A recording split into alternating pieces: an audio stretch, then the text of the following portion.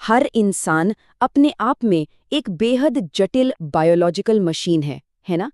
और इस मशीन को बनाने का पूरा जो इंस्ट्रक्शन मैनुअल है, वो हमारे जेनेटिक कोड में लिखा होता है।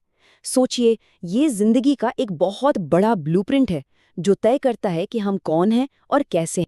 लेकिन कभी सोचा है कि क्या हो अगर इस ब्लूप्रिंट को कॉपी करते समय कोई छोटी सी गलती हो जाए, एक मामूली सा टाइपो कैसे एक पूरी की पूरी कहानी बदल सकता है?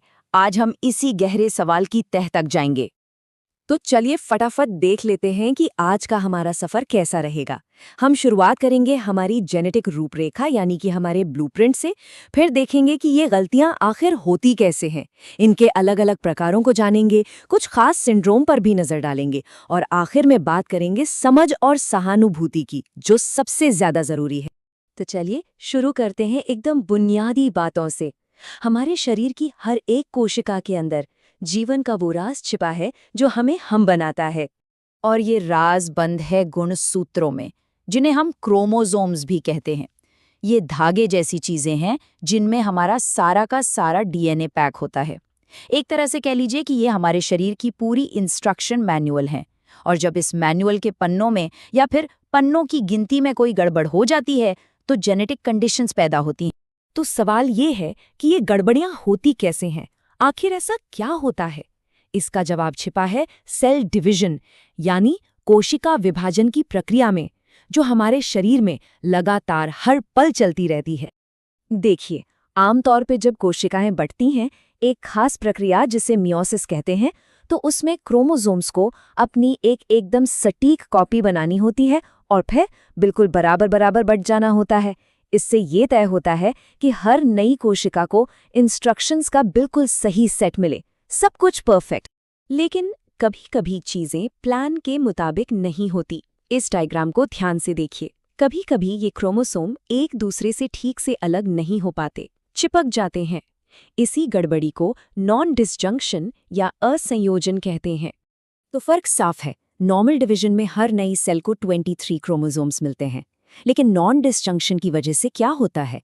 कुछ कोशिकाओं में एक एक्स्ट्रा क्रोमोसोम यानी 24 पहुंच जाते हैं और कुछ में एक कम यानी सिर्फ 22। बस यहीं से क्रोमोसोमल डिसऑर्डर्स की कहानी की शुरुआत होती है।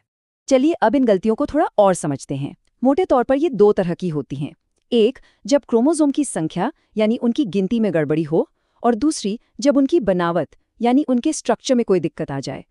ये स्लाइड इसे बहुत अच्छे से दिखाती है। बाईं तरफ है न्यूमेरिकल डिसऑर्डर्स, मतलब संख्या से जुड़ी गड़बड़ियां जैसे डाउन सिंड्रोम, और दाईं तरफ है स्ट्रक्चरल डिसऑर्डर्स, मतलब बनावट से जुड़ी गड़बड़ियां। आइए इन्हें एक एक करके देखते हैं। पहले बात करते हैं न्यूमेरिकल डिसऑर्डर्स की। जैसा कि नाम से ही पता चल रहा है, यहाँ सारा खेल गिनती का है। या तो एक क्रोमोसोम ज्यादा हो जाता है, जैसे डाउन सिंड्रोम में, जिसे ट्राइसोमी भी कहते हैं, या फिर एक क्रोमोसोम कम रह जाता है, जैसे टर्नर सिंड्रोम है, जिसे मोनोसोमी कहते हैं। और दूसरी तरफ हैं स्ट्रक्चरल डिसऑर्डर्स।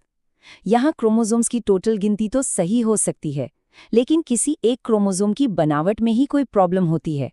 हो सकता है उसका कोई हिस्सा टूटकर गायब हो गया हो, या डबल हो गया हो, या फिर उल्टा जुड़ गया हो। चलिए अब इन वैज्ञानिक बातों को थोड़ा और आसान बनाते हैं और कुछ असल सिंड्रोम पर करीब से नजर डालते हैं, ताकि ये सब और अच्छे से समझ में आए। सोचिए, हमारे जेनेटिक कोड की किताब में एक चैप्टर एक्स्ट्रा है। डाउन सिंड्रोम में असल में यही होता है। इसमें किसी व्यक्ति के पास क्रोमोसोम नंबर 21 की 2 की जगह 3 कॉपीज होती हैं, और यही एक्स्ट्रा जेनेटिक जानकारी उस व्यक्ति के शारीरिक और दिमागी विकास पर असर डालती है। ये स्लाइड दिखाती है कि वो एक एक्स्ट्रा क्रोमोसोम कैसे कई शारीरिक लक्षणों के रूप में सामने आता है, जैसे कि चेहरे की बनावट का थोड़ा चपटा होना या आंखों का ऊपर की ओर उठा होना। ये सभी उसी एक्स्ट्रा जेनेटिक जानकारी का नतीजा है। अब सोचिए एक ऐसी कंडीशन के बारे में जहां एक जरूरी इंस्ट्रक्शन गायब है। टर्नर सिंड्रोम, जो महिलाओं को प्रभावित करता है, बिल्कुल वैसा ही है। ये एक एक्स क्रोमोसोम के पूरी तरह या थोड़ा बहुत गायब होने की वजह से होता है, जो उनके विकास को प्रभावित करता है। और दूसरी तरफ कभी-कभी एक एक्स्ट्रा इंस्ट्रक्शन भी होता है जो चीजें बदल देता है। क्लाइनफेल्टर सिंड्रोम पुरुषों को प्रभावित करता है, और ये एक एक्स्ट्रा एक्स क्रोमोसोम की वजह से होता है। मतलब नॉर्मल XY की जगह XXY। ये कंडीशन भी शारीरिक और विकास से जुड़ी चुनौतियां पैदा कर सकती है। इन सभी वैज्ञानिक डिटेल्स और मेडिकल शब्दों के बीच ये याद रखना सबसे ज़्यादा ज़रूरी है कि हम यहाँ इंसानों और उनकी ज़िंदगी के बारे में बात कर रहे हैं। देखिए, डाउन, टर्नर और क्लाइनफेल्टर के अलावा भी कई और क्रोमोसोमल डिसऑर्डर्स हैं, जैसे एडवर्ड सिंड्रोम और पटाउ सिंड्रोम, और एक और है क्रीडू-चैट सिंड्रोम, जो एक स्ट्रक्चरल प्रॉब्लम का उदाहरण है। दिलचस्प बात यह है कि इसका नाम प्रभावित बच्चों के रोने की आवाज पर रखा गया है, जो बिल्ली की आवाज जैसी लगती है। और अंत में साइंस और डायग्नोसिस से भी ऊपर जो बात आती है वो है इंसानियत। जैसा कि हमारे सोर्स मटेरियल में ये बहुत ही सीधा और गहरा संदेश दिया गया है, उनके साथ सहानुभूति से पेश आएं। तो अगली बार जब कोई ऐसा मिले जो थोड़ा अलग है, तो बस ये याद रखें कि उसकी कहानी भी हमारे डीएनए में ही लिखी है, और ये एक ऐसी कहानी है जो हमारी करुणा, सम्मान और समझ की हकदार है।